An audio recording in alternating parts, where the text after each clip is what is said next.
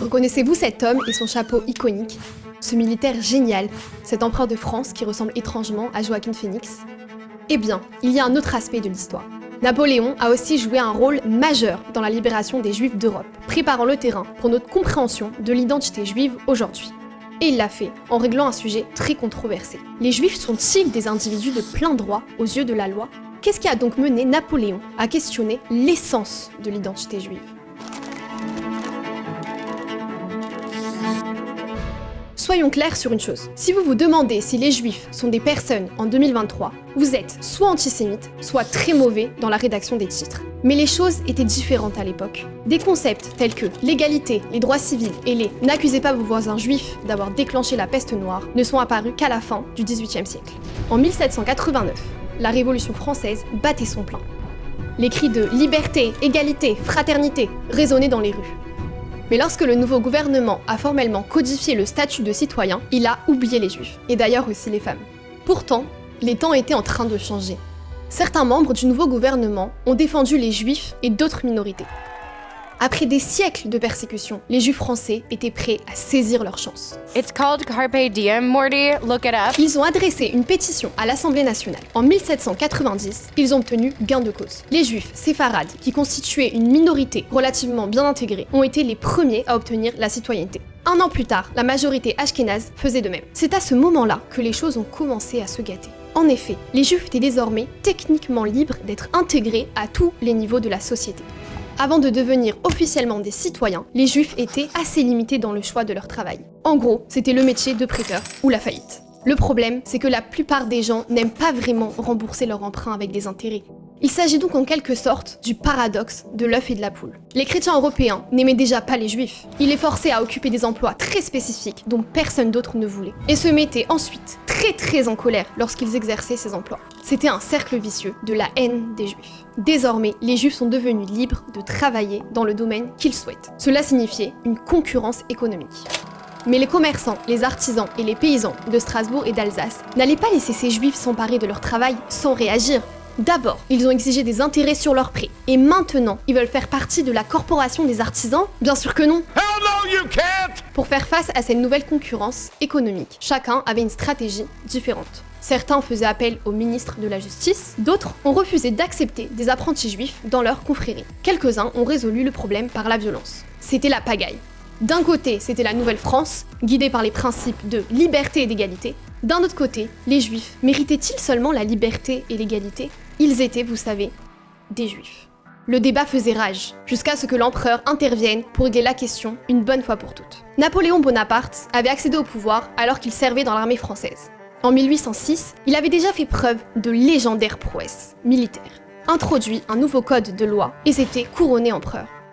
Transformer l'identité juive, c'est facile, un mardi comme les autres. Soyons clairs, Napoléon n'était pas un fan des Juifs. Il n'a jamais caché que ce qu'il voulait vraiment, c'était que les Juifs disparaissent complètement. Mais le moyen d'y parvenir n'était pas de les tuer tous. Non, son antisémitisme n'était pas sanguinaire, mais pragmatique. Il pensait que l'essence de leur judéité, qui était gênante, pouvait être éradiquée avec le temps, grâce à l'influence civilisatrice de la société française dans son ensemble. Et l'un des moyens d'y parvenir, les mariages mixtes.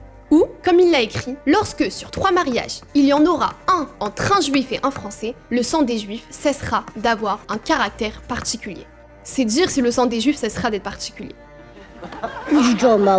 De plus, une fois les juifs pleinement intégrés dans la pratique et pas seulement sur le papier, leurs institutions religieuses seront plus faciles à contrôler. Il n'y a pas grand-chose que Napoléon aime plus que le contrôle. Il n'y avait qu'un seul problème. Les juifs étaient-ils prêts à s'intégrer? Seraient-ils prêts à participer pleinement à la vie française, à épouser des Françaises, à se battre pour la patrie française? Il réunit donc un groupe de 112 rabbins, chefs de communauté. En fait, des gens qui étaient importants dans les communautés juives de l'Empire français. Leur nom officiel était l'Assemblée des notables juifs. Et oui, leur mère s'en réjouit. Now I'm a little verklempt. Ou peut-être pas, parce que les notables juifs portaient une lourde responsabilité. Napoléon voulait qu'ils répondent à 12 grandes questions. Et leurs réponses détermineraient si les juifs pourraient un jour vraiment faire partie de la France. Mais avez-vous déjà entendu l'expression « deux juifs, trois opinions » ? Oui, c'est vrai. Imaginez maintenant les débats qui ont fait rage lorsque 112 juifs ont débattu de questions difficiles telles que « les juifs doivent-ils obéir aux rabbins ?» et « les juifs peuvent-ils épouser des non-juifs ?» en sachant que leur réponse pourrait faire ou défaire l'avenir des juifs français. En effet, si Napoléon approuvait leur réponse, il leur demanderait de les codifier dans la loi juive. Quoi qu'ils disent, les juifs de l'Empire français seraient liés pour toute la durée de l'existence de l'Empire français. Pouvez-vous vous imaginer marcher sur une corde si raide ? Bien sûr, les juifs voulaient faire partie de la société française, mais pouvaient-ils devenir français et conserver les traditions qu'ils ont protégées pendant des milliers d'années ? Que se passerait-il s'ils s'assimilaient complètement, comme le voulait Napoléon ? Le judaïsme disparaîtrait-il ? Mais le pragmatisme l'emporta sur la peur. Les notables juifs étaient parfaitement conscients de l'opportunité qui s'offrait à eux. Une opportunité que leurs parents et grands-parents n'auraient même pas pu imaginer. C'était leur chance d'être enfin considérés comme des êtres humains à part entière. Ils ont donc répondu à Napoléon avec prudence, sachant exactement ce qu'ils voulaient entendre. Voici ce qu'il leur a demandé. Les juifs se considèrent-ils comme des Français ? Les juifs étaient stéréotypés comme étant claniques et insulaires. On n'a jamais vraiment été les bienvenus dans presque toute notre histoire. Mais la nouvelle République française, avec ses grands idéaux, n'avait pas de place pour ce genre d'insularité. For God's sake, whose side are you on? Soit les juifs voulaient être des citoyens français loyaux et intégrés, soit ils ne le voulaient pas. Napoléon a donc posé des questions telles que « Que pensez-vous vraiment de nous, les Français ? Si la France entre en guerre, vous battrez-vous pour votre pays ? Et épouseriez-vous une non-juive ?» Les deux premières questions étaient faciles. Les notables rassurèrent Napoléon. Bien sûr que les Français étaient leurs frères, et oui, ils se battraient volontiers jusqu'à la mort pour leur patrie. Quant au mariage mixte, ils étaient mal vus. Uh-oh, I don't like that look in your eye, Daddy. Mais ce n'était pas impossible. Question suivante. Qui est responsable des Juifs, d'ailleurs ? La religion était un outil puissant pour contrôler les masses. Napoléon souhaitait comprendre comment l'autorité de l'État s'inscrivait exactement dans la structure de la vie religieuse. Quelle que soit la religion pratiquée, Napoléon voulait qu'elle soit sous le contrôle de l'État laïque. Cela posa problème aux notables. Dans le meilleur des cas, ils envisageaient l'autonomie juive, mais ils n'étaient pas naïfs. Ils savaient que l'empereur n'avait aucun intérêt à laisser les juifs se gouverner eux-mêmes. Une fois de plus, ils s'efforcèrent de trouver une solution. Les rabbins jouent un rôle majeur dans la vie religieuse, dirent-ils. Mais il en va de même pour le droit civil français. Ainsi, si un couple juif veut se marier ou divorcer, il lui faut une cérémonie civile en plus de la cérémonie juive. C'est ainsi que l'Assemblée des notables établit un équilibre entre l'autorité de l'État et l'autorité religieuse. La prochaine. Les Juifs détruiront-ils notre économie ? Pendant des siècles, les Juifs ont été exclus de la plupart des professions. Mais ils étaient autorisés à prêter de l'argent, ce qui les rendait très impopulaires, en particulier lorsque les prêts arrivaient à échéance. Napoléon s'est donc intéressé de près à ce que la loi juive avait à dire sur la finance et l'économie. Les Juifs étaient-ils autorisés à exercer n'importe quelle profession ? Ou devaient-ils obligatoirement être prêteurs ? PS, il s'agit là d'une question ennuyeuse. En effet, même en tant que citoyens, de nombreux Juifs n'avaient pas le droit d'adhérer à des corporations, c'est-à-dire à des réseaux professionnels qui vous permettaient d'obtenir un emploi rémunéré. Une fois encore, les rabbins l'ont rassuré en lui disant que ce n'était pas la loi juive qui les forçait à se lancer dans la finance. De plus, la loi juive interdit aux juifs de demander des intérêts excessifs sur les prêts accordés par quiconque, quelle que soit sa religion. Leur réponse plurent à Napoléon. Il était temps de passer à l'étape 2. Convoquer un tribunal juif capable de codifier ses réponses dans la loi. Il y a très longtemps, les juifs disposaient d'un tribunal composé de 71 rabbins. Ils l'appelaient le Sanhédrin. Selon la loi juive, ces décisions étaient contraignantes. Mais sa dernière décision a été d'adopter le calendrier hébraïque dans les années 300. Donc vous savez, ça remonte à longtemps. Mais Napoléon était exactement le genre d'homme à convoquer un tribunal religieux qui ne s'était pas réuni depuis plus de 1000 ans. Ou du moins, il convoquerait un tribunal et lui donnerait le nom de Sanhédrin. Après tout, il avait besoin de contrôler les juifs. Il utiliserait donc leur institution pour y parvenir.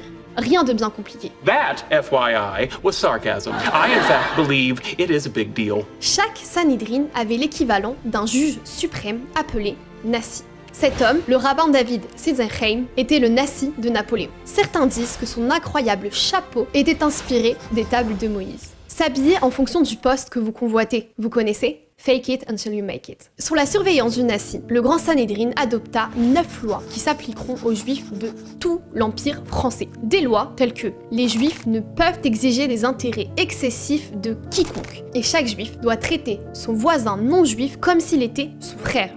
Si cet ensemble de règles vous semble étrange, c'est qu'il l'était d'une certaine manière.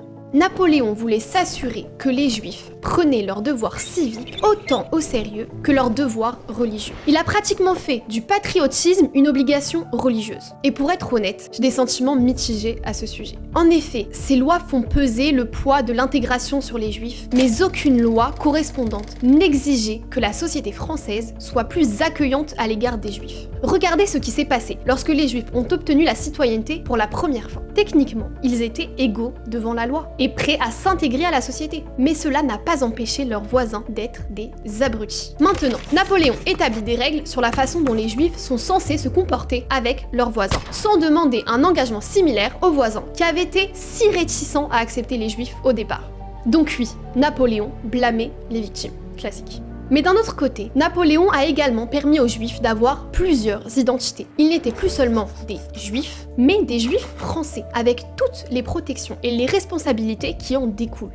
Napoléon a ouvert un espace aux Juifs pour qu'ils définissent leurs propres identités. Étaient-ils d'abord juifs ou d'abord français? S'assimileraient-ils pleinement s'ils le pouvaient, en profitant de tous les avantages de la société laïque? Ou bien maintiendraient-ils une séparation stricte entre leur vie séculaire et leur vie religieuse? Si ces questions vous semblent familières, c'est que nous nous les posons encore. En effet, le Grand Sanhédrin a divisé l'identité juive en deux composantes, la composante religieuse et la composante nationale. Et depuis, nous essayons de comprendre ce que cela signifie exactement pour nous. Pendant une grande partie de notre histoire, le reste du monde a défini notre identité à notre place. Nous étions des étrangers, apatrides, l'autre. Nous n'avions aucun moyen d'action. Nous n'avions aucun moyen de décider par nous-mêmes comment participer à une société plus large. Aujourd'hui, nous avons le pouvoir de décider comment nous voulons participer à l'effort du monde. Il se peut que nous arrivions tous à des réponses différentes. Mais cela fait partie de la complexité d'être un être humain au sein de la société. C'est un privilège que nous n'aurions pas pu imaginer avant la Révolution française et Napoléon Bonaparte.